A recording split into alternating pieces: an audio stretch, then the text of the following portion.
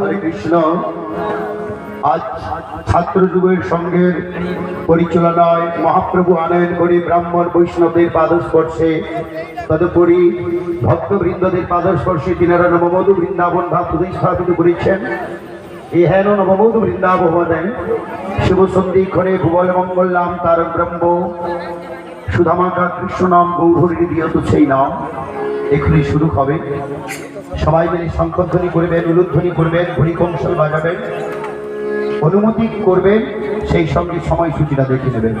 সবাই মিলে দুটি বাহু প্রসারিত করে বলুন বিদায় হরি হরি হরি হরি হরি হরে কৃষ্ণ।